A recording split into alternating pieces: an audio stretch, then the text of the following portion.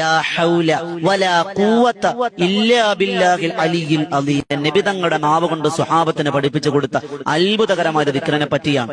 ഒരു വട്ടം ഇത് പറഞ്ഞാൽ റിസ്ഖിൽ ബറക്കത്ത് കിട്ടുമെന്ന് നബിയുനാ റസൂലുള്ളാഹി സ്വല്ലല്ലാഹു അലൈഹി വസല്ലം. രണ്ടാമത്തെ നേട്ടം, ഈ ദിക്ർ ഒരു 101 വട്ടം നിങ്ങൾ ചൊല്ലണം.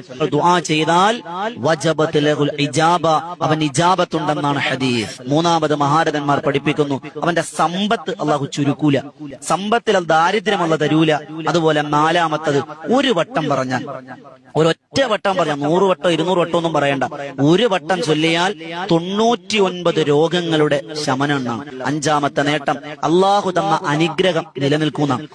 ആറാമത്തത് മഹാരഥന്മാർ രേഖപ്പെടുത്തുന്നു, ചെറു പാപങ്ങൾ അല്ലാഹു പുറത്തു തരും. നമ്മുടെ ചെറു പാപങ്ങൾ പൊറുക്കാൻ ഇരിക്കുന്ന മതിയായതാണ്.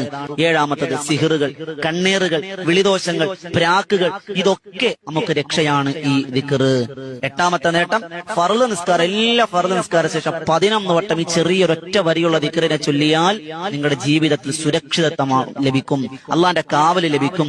അതുപോലെ 9ാമത്തെ നേട്ടം മഹാരഥന്മാർ രേഖപ്പെടുത്തുന്നു, വീട്ടിൽ നിന്നിറങ്ങുമ്പോൾ ഈ ദിക്ർ ഒരു വട്ടം പറഞ്ഞാൽ തിരിച്ചു വരുന്നത് വരെ നിങ്ങൾ അല്ലാഹു സംരക്ഷണത്തിലായിരിക്കുമെന്ന് നബിയുനാ റസൂലുള്ളാഹി സ്വല്ലല്ലാഹു അലൈഹി വസല്ലം. അതുപോലെ 10ാമത്തെ നേട്ടം മഹാരഥന്മാർ രേഖപ്പെടുത്തുന്നു, സ്വർഗ്ഗത്തിലെ നിധികൾപ്പെട്ടതാണെന്ന് നബിയുനാ റസൂലുള്ളാഹി സ്വല്ലല്ലാഹു അലൈഹി വസല്ലം. സുമ്മിൻ കുനൂസിൽ ജന്ന, സ്വർഗീയ നിധികൾപ്പെട്ടതാണ്.